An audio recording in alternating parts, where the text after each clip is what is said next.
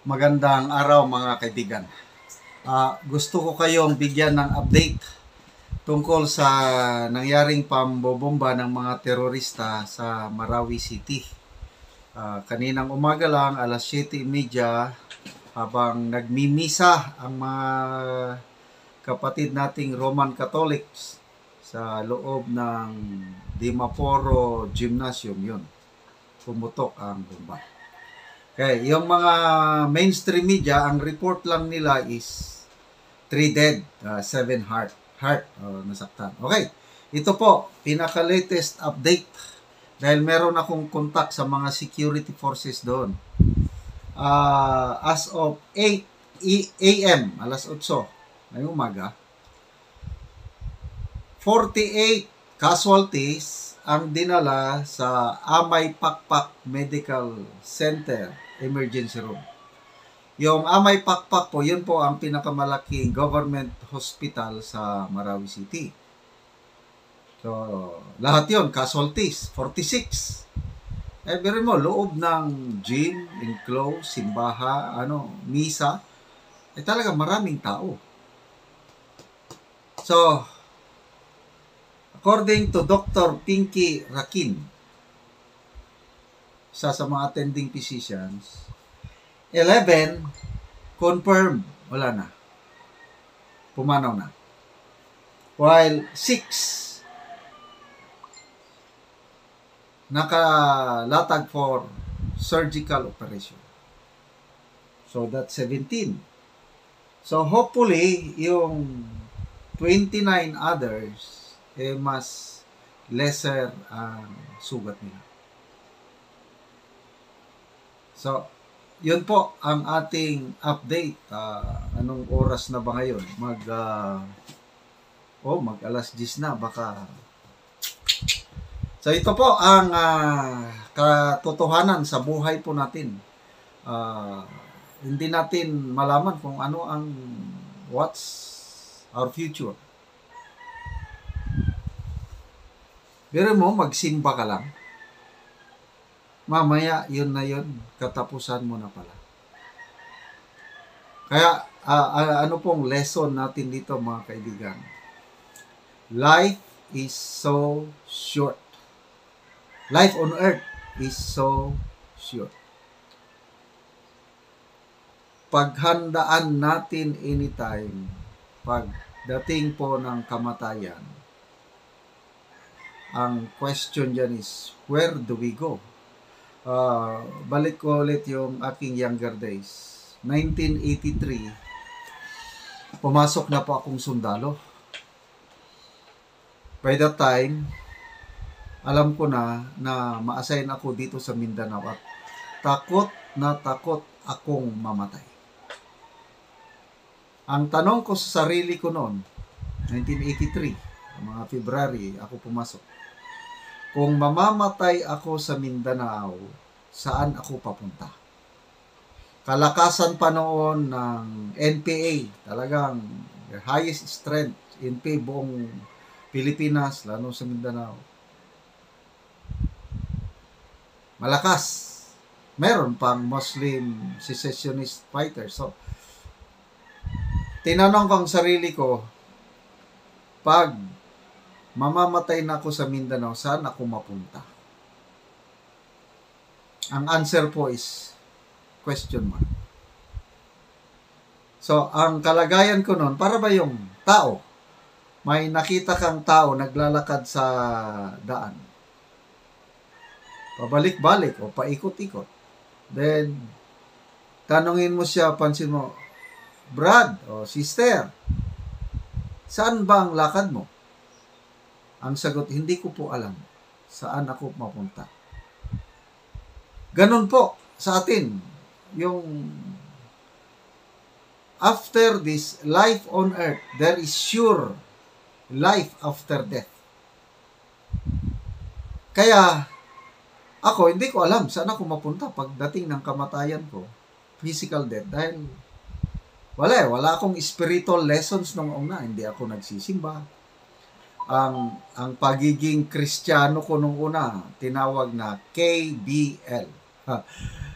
Hindi yung kilosang bagong lipunan ni Marcos Sr.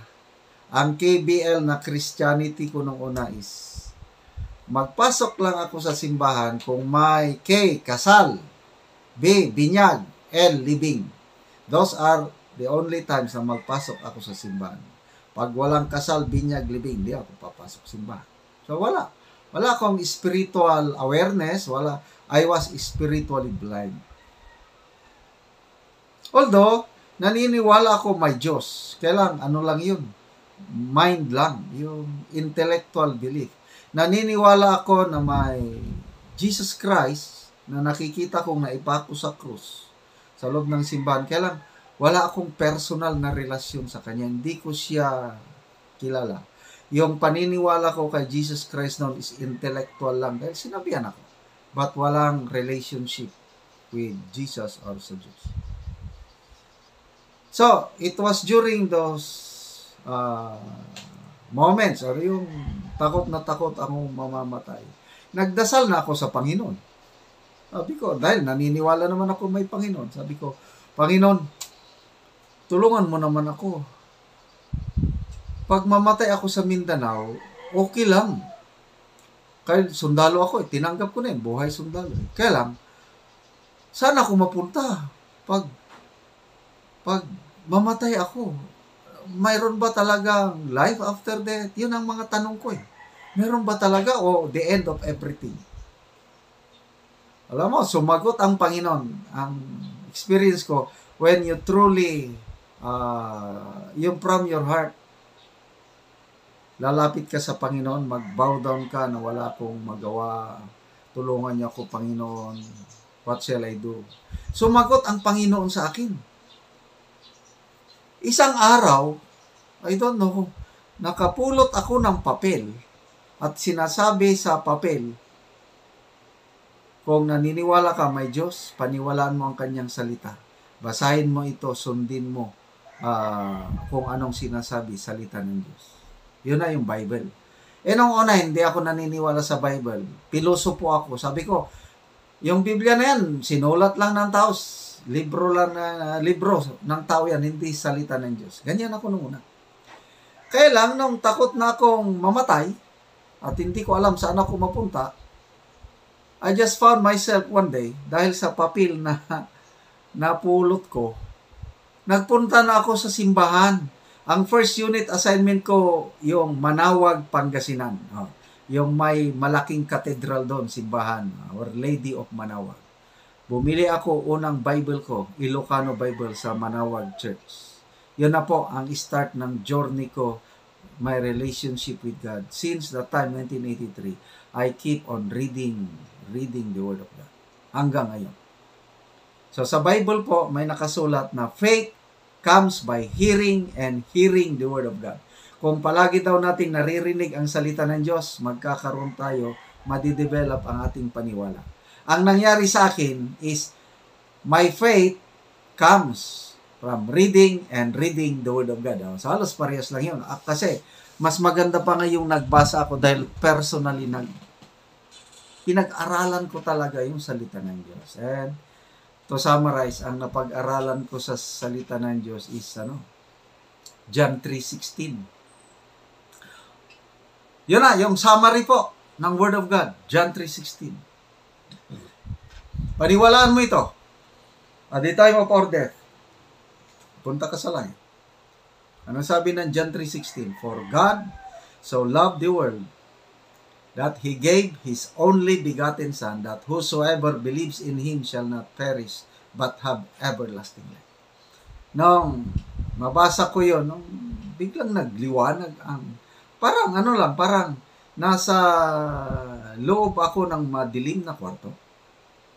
And then, in a moment, yung John 3:16, na-realize ko, o naniwala ko, naramdaman ko na hindi ako dapat matakot mamatay. Why? Because God loves me so. Ito na po yung ebanghelyo or yung good news, gospel po ng Panginoong Hesus. Pag magsimba po tayo, Katoliko ka man, Baptist, whatever, na Christian denomination, sinasabi na, ito ang ebanghelyo ng Panginoon. O ano ang ebanghelyo? Good news. ABC. Yan ang palagi kong ano. A, accept that you are a sinner. Ako, tinanggap ko makasalanan ako. I cannot save myself. B, believe.